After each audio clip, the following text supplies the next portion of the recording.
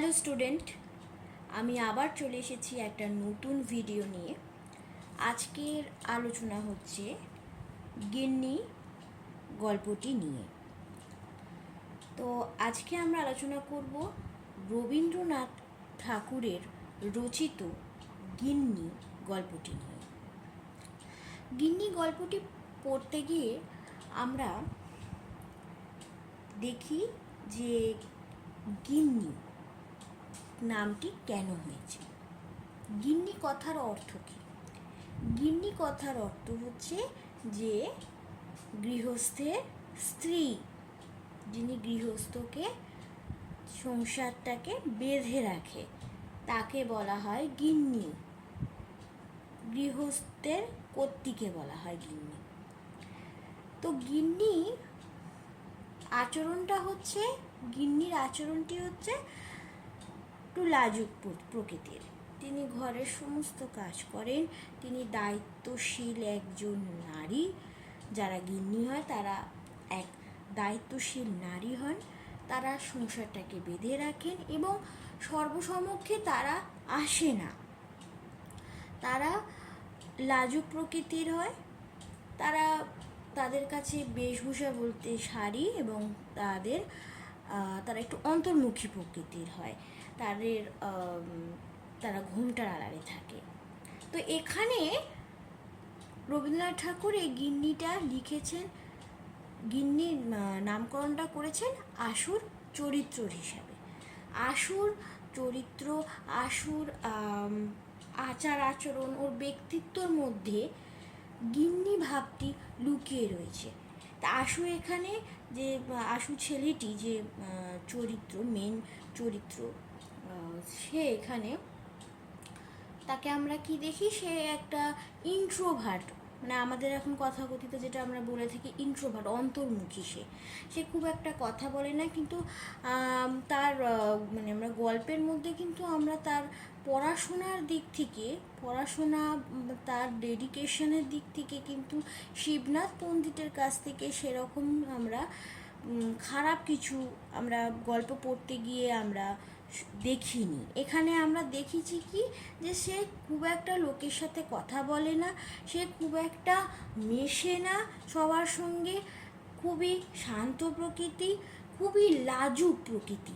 তার এই চরিত্রের জন্য, তার এই আচার আচরণের জন্য শিবনাথ পণ্ডিত তাকে গিন্নি নামটি দিয়েছেন।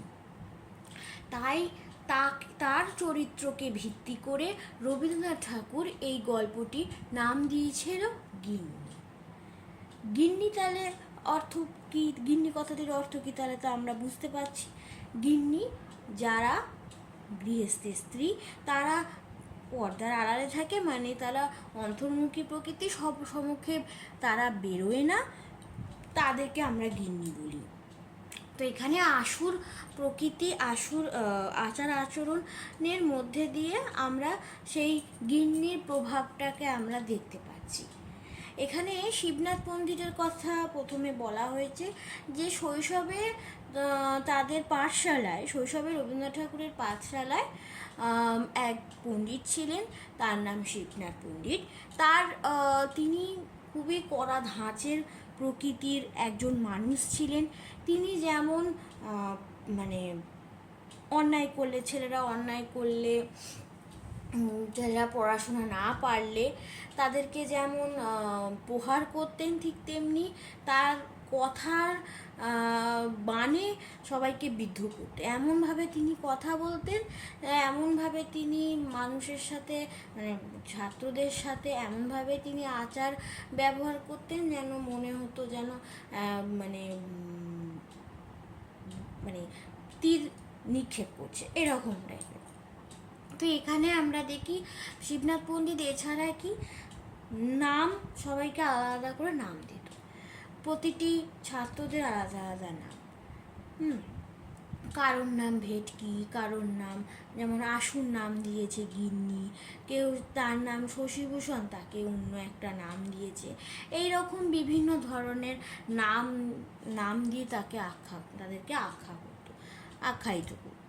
ঠিক তেমনি আশুর যেমন নাম হয়েছিল গিন্নি। আশুর এই নামকরণ গিন্নি কেন হয়েছে,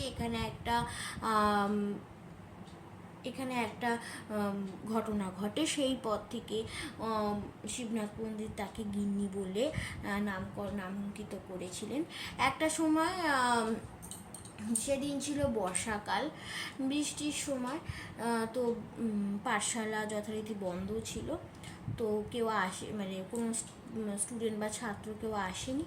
তো আশুদের গাড়ি বারান্দার ওখানে শিবনাথ পণ্ডিত এই অতিরিক্ত বৃষ্টির জন্য আটকে গিয়েছিলেন আর যাচ্ছিলেন, ওদের বাড়িটা সামনে পড়েছিল।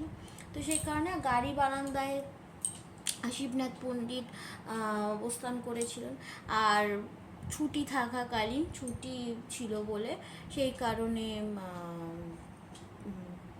ও আশু এবং আশুর ভগিনী মানে বোন, ওরা দুজন মিলে খেলছিল, পুতুলের বিয়ে খেলা খেলছিল। তো পুতুলের বিয়ে দেওয়া হবে, সমস্ত কিছু আয়োজিত হয়েছে। বিয়ের জন্য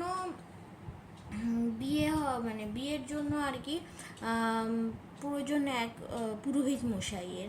তো আশুর যে বোন, সে এবার নিচে গিয়ে দেখে যে শিবনাথ পণ্ডিত এরকম বৃষ্টির জন্য আটকে গেছে।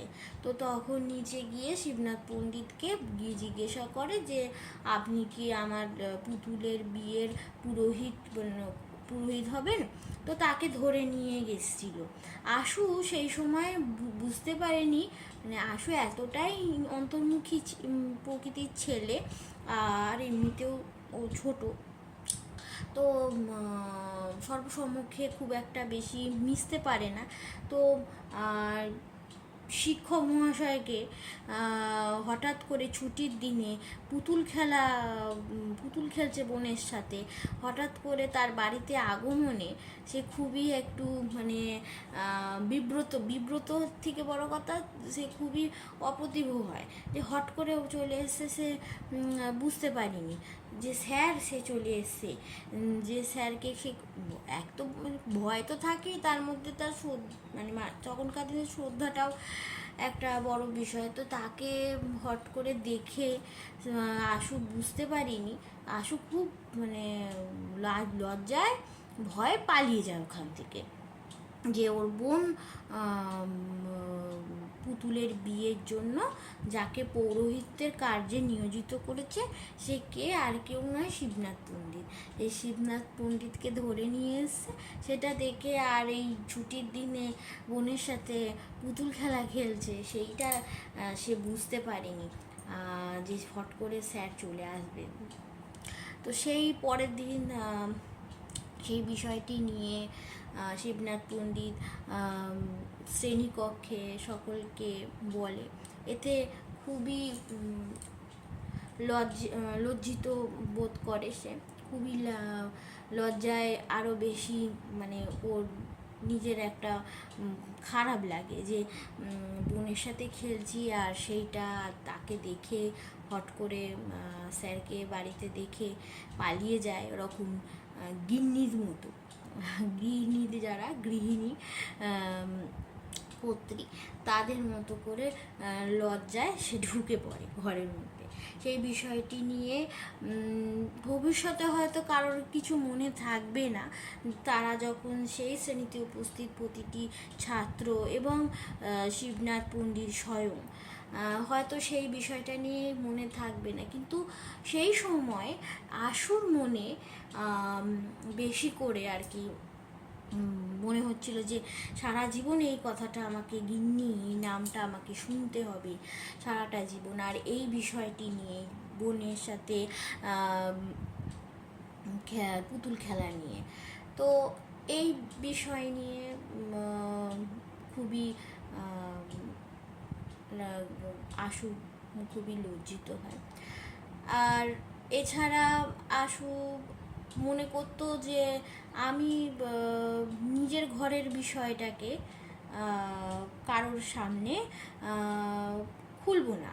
ওই জন্য যখন দাসী আসতো তার টিফিন নিয়ে আসতে, মানে খাবার নিয়ে আসতে টিফিনের সময়, আর খুব দাসীকে কোনো রকমে পাঠাতে পারলে ঘরে সে বাঁচে। যে আশু মনে করতো যে আমি এখানকার একমাত্র ছাত্র, আমি এমনই মানে ছাত্র, আমাকে যেন ছাত্র হিসাবেই চেনে, ছাত্র ব্যতীত যে আমি কারোর সন্তান, কারোর বাড়ির ছেলে, কারোর নাতি, এই বিষয়টা ও যাতে সকলের সামনে না খোলসা হয়, সেই জন্য ও মানে যখন দাসী নিয়ে আসতো তার জন্য খাবার কোনো রকমে দাসীকে পাঠাতে পারলে সে যেন খুশি হয়, এই রকম ধরনের।